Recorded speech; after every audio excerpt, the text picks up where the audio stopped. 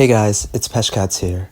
Fortune's Weave is coming out soon, and I thought I'd replay Free Houses to get ready for it. I'm playing Silver Snow Maddening, which is the only route I haven't played yet. And this game is a game with a lot of discussion, a lot of debates, usually centered around the story with Edelgard, Dimitri, Rhea. There's also a lot of tier list debates on who people think the best class or character is, the best builds, and I wanted to talk on what I personally think is my pick for the best unit and the best build in the game, and that's Bishop Byleth. A lot of you might be surprised because Bishop is a class that is associated with healing. You usually put it with somebody who has Warp, Rescue, or Physic, so they have double the uses and then they can just heal people. But this class is secretly the best offensive class in the entire game. So here's what the build is. You're going to have your obvious white magic prowess, and you're gonna have white magic range +1, white tome fair for damage, white magic avoid +20, which is Byleth's budding talent, and finally, the most important skill, Strong Riposte. And so what we're doing here basically is we're building something akin to Robin from Fire Emblem Awakening or Tarja from Fire Emblem Awakening. Any one of those dark mages where you just slap a Nosferatu tone on them and they heal themselves more damage than the enemy conflicts to them, and then they just completely wipe out an entire enemy battalion, like 20 or something troops in one enemy phase. And Byleth is actually really good at doing this, because since he's the character you start with, your avatar, he's gonna have level ups throughout the entirety of the game, and all of his stats are pretty even. His magic usually gets a little bit less high than his strength, but if you keep him in magic classes for the entire game, for example, my route for him was Monk, and then Priest, and then obviously Bishop, and then I had to go get War Master in order to master the ability Strong Riposte. His magic stat will catch up and eventually be higher than his strength stat. And thanks to all of the abilities, it will be enough to one-round everything on enemy phase, since Strong Riposte is an absolutely broken ability, which prevents you from getting doubled and makes it so you double all of the enemies that attack you on enemy phase. This only works if your HP is greater than or equal to 50% of your max HP, but that shouldn't be a problem since Nosferatu will heal you. Additionally, with the Nosferatu heal, Byleth also has a Crest of Flames, which also has the Nosferatu effect, where his attacks do added damage and will have the heal draining life vampire mechanic that Nosferatu has. So it's basically a double Nosferatu, and no matter what your speed stat is, you will double, and White Tome Fair makes it so you do mad damage. White Magic Avoid gives you that added security. It's also good to note that this is only for male Byleth. It doesn't work for female Byleth because you need War Master for Strong Riposte, which female Byleth can't get, and that's also why we can't use Gremory, we have to use Bishop. White Magic range +1 is also super important to this build because this game has a lot of archer and sniper enemies which have bow range +1, so they'll have free range on their bows, and usually in Fire Emblem games the best enemy phase units all have 1-2 range. In every 7 you want to equip Marcus with a hand axe or javelin, or Sane Kent Harkin, always 1-2 range, but in this game you need 1 free range now because archers have bow range +1 and white magic +1 just gets you there. Now, why is this the most broken build in the game? Maddening mode is a very difficult game because the enemy will always have higher stats than you, and that makes it an incredibly player phase focused Fire Emblem game. And so generally the best units in this game are the units that can consistently one-shot an enemy, either from a safe long range or with flying Kanto. Enemy phasing really doesn't exist in this game at all because the enemy just does so much damage. Well, you might be like, what about Vantage Wrath? Isn't Vantage Wrath also a way to enemy phase in this game? It's just, I tried using it on Crimson Flower, I tried using it on Verdant Wind, and it was just so inconsistent. Relying on critting, even if the critting is like 70-something%, just, I don't know, it just doesn't feel right, and it just feels like I'm gambling the lottery too much, and I always have to use the Divine Pulse because the odds just don't work in my favor on that enemy phase. There's also the range problem, which you can midify for like 2 turns of Retribution, or I guess you could give them the DLC Chalice of Beginnings, but I think you'd want something like a crit ring instead to like maximize that.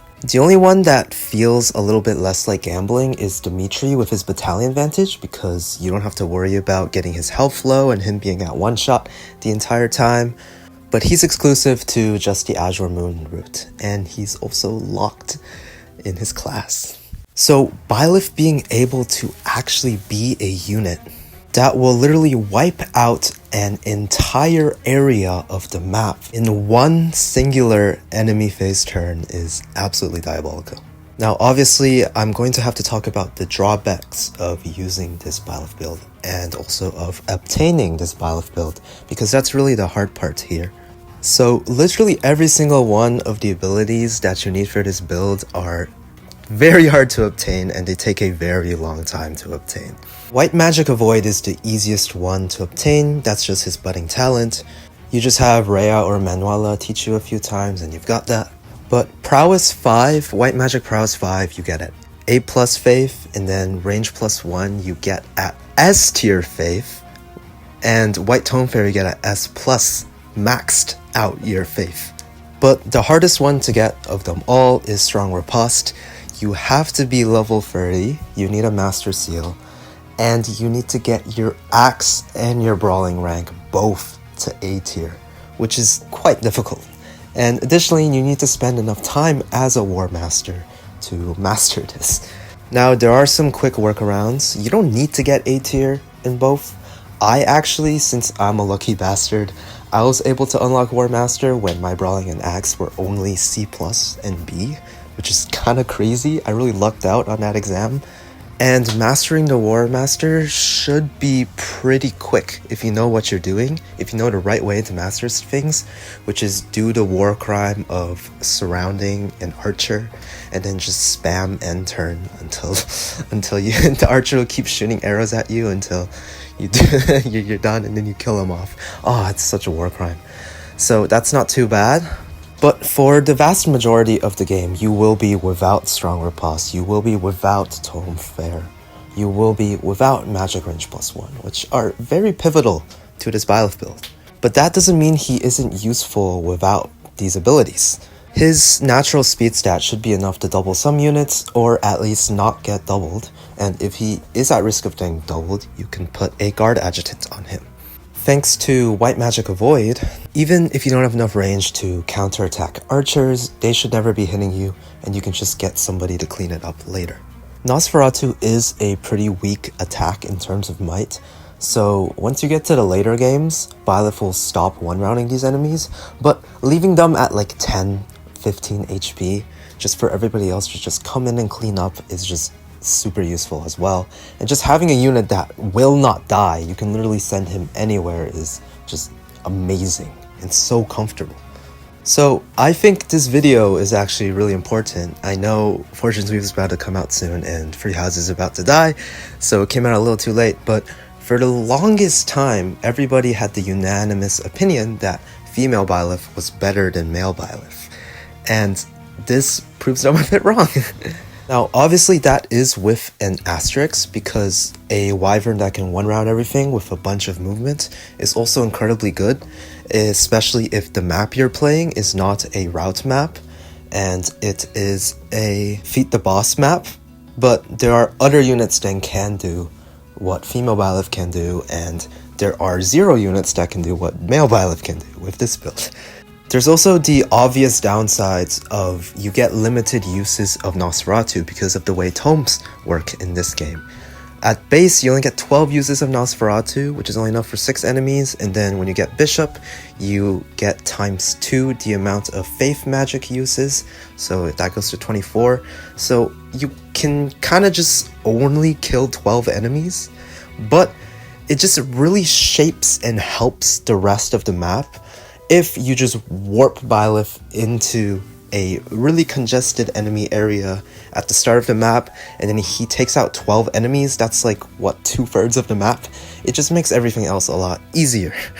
So feel free to take this video as a bit of a grain of salt, but on this Silver Snow playthrough, I will say that Byleth was the center point of every single map, and every other character felt like support.